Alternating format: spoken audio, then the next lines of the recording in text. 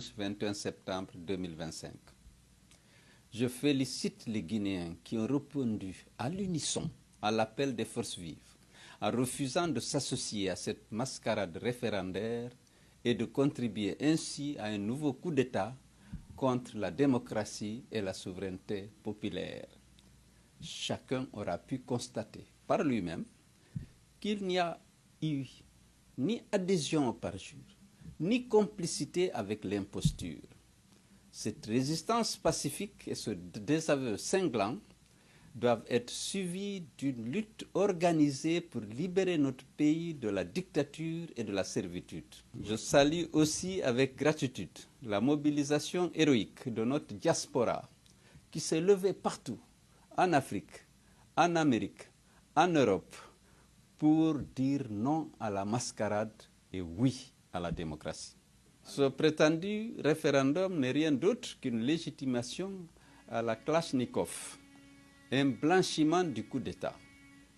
On a voulu nous faire croire à une proposition démocratique, mais il s'agissait en réalité d'une imposition brutale qui enterre le multipartisme et ramène notre pays à l'heure sombre du parti unique.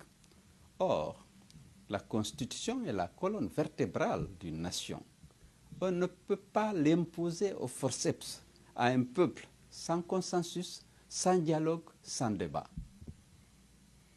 Les rapports d'observation réellement indépendants sont sans équivoque. Jamais depuis l'ouverture au multipartisme consacré par la loi fondamentale de 1990, une participation à un scrutin national n'a été aussi faible. À cela s'ajoutent de graves manquements dans l'organisation, des violations du secret du vote et des coupures d'Internet pour museler l'information. Voilà la réalité de ce référendum que le CNRD voulait présenter comme une consultation populaire. Le peuple a tranché par son absence. Ce référendum a été donc un échec. Aux institutions africaines et internationales, notamment la CEDEAO, l'Union africaine, les Nations unies, ainsi qu'à tous les partenaires bi- et multilatéraux de la Guinée, cautionner cette mascarade reviendrait à désavouer le peuple de Guinée et à soutenir la junte dans sa volonté de confisquer le pouvoir et à encourager d'autres coups d'État militaires sur le continent avec toutes les conséquences dramatiques sur la démocratie, la paix et la stabilité de notre région. Peuple de Guinée, jamais Mamadi Doumbouya ne réussira son nouveau coup d'État, ni ne parviendra à imposer sa volonté de confisquer le pouvoir et à détruire nos acquis démocratiques, obtenus, comme vous le savez, dans la sueur et le sang de notre peuple. Ni les canons braqués sur nous, ni la répression, ni les campagnes de terreur et d'intimidation, ni les violences physiques et morales exercées sur les citoyens, ni les assassinats, ni les disparitions forcées, ni les détentions arbitraires, ni les harcèlements judiciaires ne nous ébranleront dans notre détermination à libérer notre pays de la dictature. Rien, ni personne ne pourra entraver la marche de notre peuple vers le respect de sa dignité et la réalisation de ses légitimes aspirations à la démocratie et à la liberté.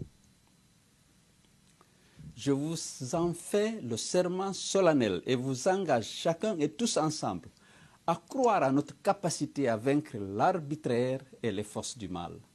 Nous aurons le dernier mot et la victoire sera de notre côté parce que nous sommes déterminés à défendre, si nécessaire, au prix de nos vies, la vérité, la justice et les intérêts supérieurs de notre nation. Peuple de Guinée, mes chers compatriotes, le déploiement massif et disproportionné d'un arsenal de guerre impressionnant pour répandre la peur et la désolation, la mobilisation forcée des fonctionnaires ainsi que l'utilisation des ressources financières considérables pour acheter la conscience des leaders d'opinion et organiser des manifestations coûteuses et improductives sont des signes éloquents de la fébrilité des dirigeants. Ils ne tiennent encore que par notre indulgence et notre patience qui nourrissent leur orgueil et expliquent leur arrogance. C'est pourquoi Il nous faut sortir dès maintenant de notre réserve et nous dresser debout comme un seul homme pour libérer notre patrie de leur gouvernance liberticide, clanique et antidémocratique. Malgré cette défaite cuisante de leur référendum, il n'est pas exclu que la junte, arrogante et assoiffée de pouvoir, persiste dans la mise en œuvre de son agenda de confiscation du pouvoir et de liquidation de notre jeune démocratie. C'est maintenant ou jamais que nous devons reprendre en main notre destin et entreprendre ensemble de libérer notre pays des griffes d'une junte anachronique et liberticide. Ensemble, main dans la main, dans un élan patriotique et un esprit de sacrifice, nous triompherons de la dictature et de tous les imposteurs. Tous debout et mobilisés pour une Guinée libre et souveraine. Vive la République, vive la démocratie, vive l'unité nationale.